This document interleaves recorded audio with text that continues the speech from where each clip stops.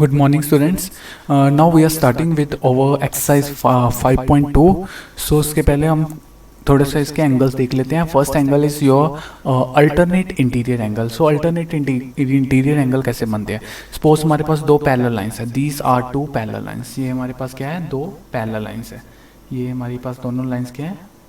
Parallel lines. अब इसको एक लाइन कट करी है. तो इसको एक लाइन कट करी है. That is your transversal. इस लाइन को कहते हैं ट्रांसवर्सल लाइन. अब इसमें एंगल बन रहे हैं. So these are the angle formed. So यहाँ पे जितने भी एंगल बन रहे हैं उनमें से हमने 8 एंगल बन रहे हैं.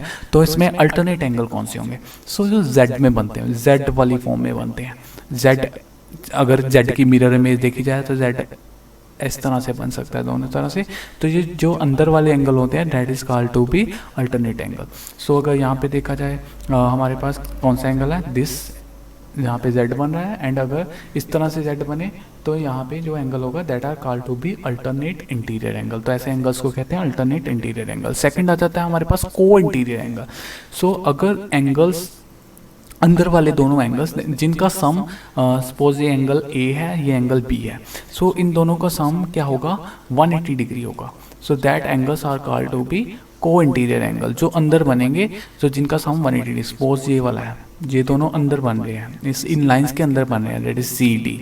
सो ये भी हमारे पास क्या होगा? को इंटीरियर एंगल होंगे. इन दोनों का सम भी क्या होगा? 180 डिग्री होगा.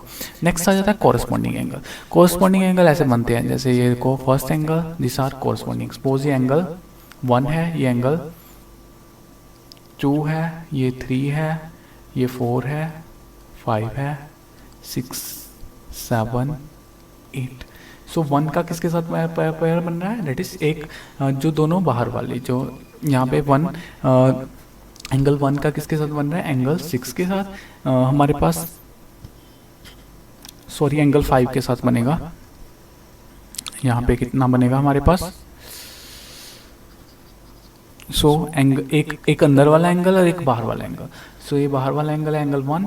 सो अंदर वाला एंगल का कौन सा है? एंगल 5. एंगल 1 एंड 5 एंगल 5 का बनेगा. सेकंड पेयर कौन सा बनेगा? एंगल 4 एंड एंगल 6 का बनेगा. दूसरी साइड कौन सा बनेगा? एंगल 2 एंड एंगल 8 का बनेगा. एंड लास्ट कौन सा बनेगा? एंगल 3 एंड एंगल 7 का बनेगा. That are called to be corresponding angles. So अभी हम एक्सरसाइज स्टार्ट करते हैं. Exercise 5.2 question number 1, state the property that are used in the each of the flowing statement. So इसमें कौन सी प्रॉपर्टी यूज हुई है? So angle 1 is equal to angle 5. ये कौन सी प्रॉपर्टी है? This is a property of, अभी हमने पढ़ा है कि ये कौन सी प्रॉपर्टी है? कॉरस्पॉन्डिंग एंगल्स की प्रॉपर्टी है. This is a property of corresponding angle. यहाँ पे कौन सा है? 2 parallel lines are cut by a transversal line. Each pair of corresponding angles are equal. So यहाँ पे 2 पैरेलल लाइंस है, that is parallel lines A, parallel line B. उसको दो ट्रांसवर्सल लाइन ने कट किया हुआ है. सेकंड कौन सी है? Angle 4 is equals to angle 6. Angle 4 is equals to angle 6. तो जेड में बन रहे हैं हमारे angle. So that are alternating angle, alternating interior angle. So next कौन सा? एंगल 4+5. ये दोनों 4+5 अंदर वाले एंगल है, दोनों का सम 180 होता है. सो ये कौन सी प्रॉपर्टी है? दैट इज को इंटीरियर एंगल्स की प्रॉपर्टी. ये तीनों प्रॉपर्टी अभी हमने पढ़ी है. सो नेक्स्ट कौन सा है? कॉरस्पॉन्डिंग एंगल बताने हैं. कॉरस्पॉन्डिंग एंगल कौन सा है? 1 है 5 के साथ, 1 का 5 के साथ है, 2 के साथ 6 के साथ है, 2 का 6 के साथ है, 4 के साथ 8 के साथ है, 4 का 8 के साथ है, 3 का हमारे पास किसके साथ है? 7 का साथ है. सो उसके बाद हमने बताना है alternating interior angle. Interior angle कौन से होते हैं? जो जेड में बनते हैं. सो जेड यहाँ पे कौन सा बन रहा है? इस तरह से बन रहा है जेड. तो यहाँ पे 3 एंड 5 आ जाएगा. 3 एंड 5 आ जाए. अगर दूसरी तरह जेड बनाया जाए, इसकी मिरर इमेज बनाई जाए, तो वहाँ पे हमारे पास कैसे आएगा? सो इस तरह से जेड बनेगा मिरर इमेज में, इस तरह से. तो उसमें 2 आएगा एंड 8 आएगा, 2 आएगा एंड 8 आएगा. सो नेक्स्ट आ जाता है pair of interior angle on the same side of transversal line. So interior angle देखने हैं सेम साइड, जो सेम साइड पे हों. सो यहाँ पे देखना है को इंटीरियर एंगल्स जो सेम साइड पे हों. 3 एंड 8 को इंटीरियर एंगल, 2 एंड 5 को interior angle, 2 and 5, 3 and 8. Vertically opposite angle हमने देखा ही हुआ है जो एक दूसरे के ऑपोजिट होते हैं. सो वर्टिकली ऑपोजिट एंगल कौन से है? 4 एंड 2, 1 एंड 3, 8 एंड 6, 5 एंड 7. सो ये इतने पेयर बन जाते हैं हमारे पास. सो क्वेश्चन नंबर 3 हमारे पास आ जाता है. Question number 3 is in adjoining figure P is parallel to Q, find the unknown angle. हमें अननोन एंगल निकालने हैं. सो ये हमारे पास ये एंगल है और ये एंगल दोनों कॉरस्पॉन्डिंग एंगल है। सो डी की वैल्यू तो हमें पता ही लग गई, डी की वैल्यू कितनी आ जाएगी 125 आ जाएगी।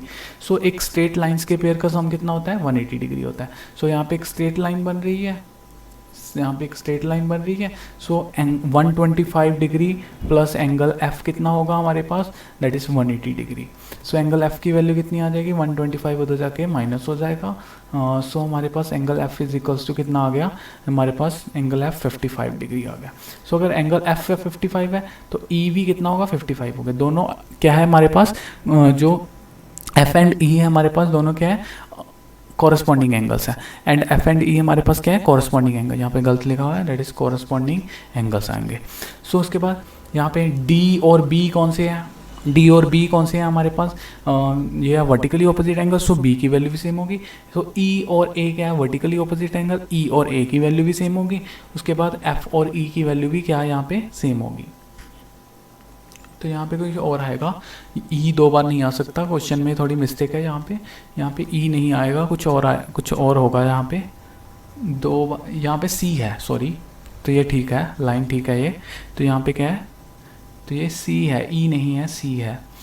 सो यहाँ पे सी की वैल्यू किसके बराबर आएगी, सी की वैल्यू हमारे पास एफ के वैल्यू के बराबर आएगी। सो हमारे पास ये क्वेश्चन कंप्लीट होता है।